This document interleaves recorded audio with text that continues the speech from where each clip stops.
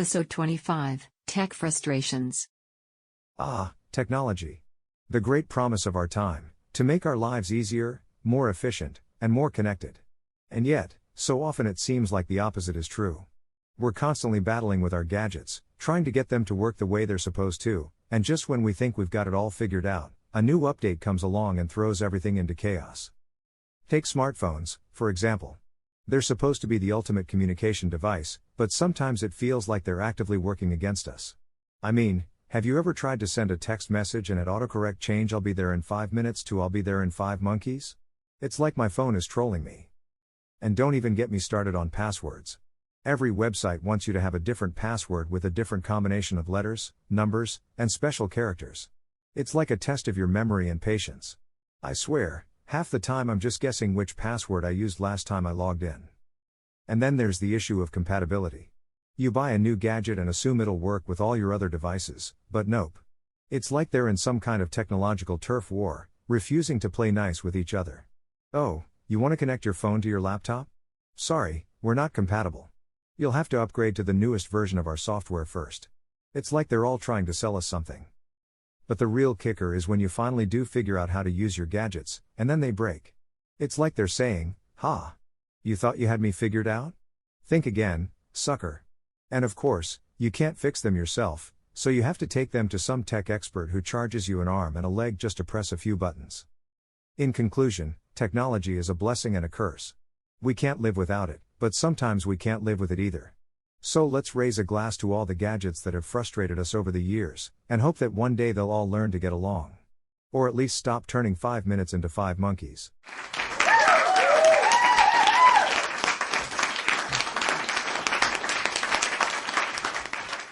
Technology is amazing, isn't it?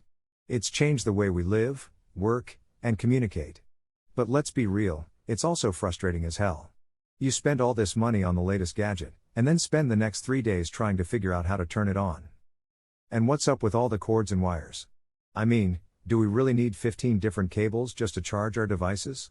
It's like trying to untangle a ball of yarn that a cat got a hold of. And don't even get me started on updates. You finally get your phone or computer working perfectly, and then you get a notification that there's a software update.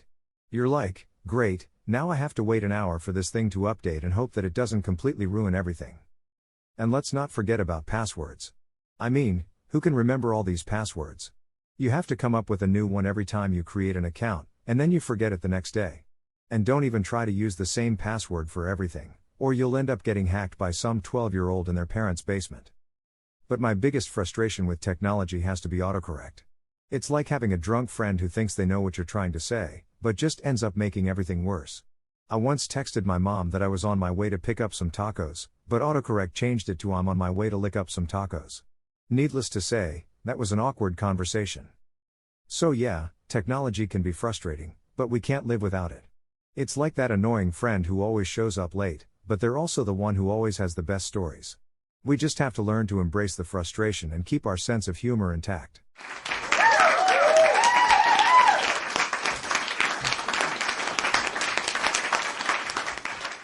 Alright, folks, let's talk about technology and gadgets, the things that we can't live without but also can't seem to live with. I mean, sure, smartphones are great and all, but does anyone else feel like they have a mind of their own sometimes? I don't know about you, but I swear my phone knows exactly when I need it to slow down or freeze up. It's like my phone has a sixth sense for when I'm in a hurry or trying to impress someone with how tech-savvy I am. And don't even get me started on those darn updates. It's like every time I finally get used to the latest version of an app, there's a new update waiting to throw me off my game. And let's talk about the gadgets we use every day. I mean, have you ever tried to use a printer? It's like they're designed to make us all feel stupid. I feel like I need a degree in computer science just to print out a simple document. And don't even get me started on smart home devices. I mean, who needs a fridge that tells you when you're out of milk? I can figure that out all by myself, thank you very much. And then there are those infuriating cords and chargers. Why do they always have to be so short? It's like the designers expect us all to have a power outlet right next to our bed, our couch, our desk, and every other spot we might want to charge our devices. And don't even get me started on the frustration of trying to untangle a cord that's been stuffed in your pocket or purse. But you know what really grinds my gears? It's when you finally figure out how to use a new piece of technology or gadget and then some 6-year-old comes along and shows you how to use it in a way you never even knew was possible. It's like they're born with a natural understanding of technology that we can only dream of. In conclusion, technology and gadgets can be frustrating, but we can't live without them. So let's all take a deep breath, count to 10, and hope that the next update doesn't completely throw us for a loop. Thank you and good night.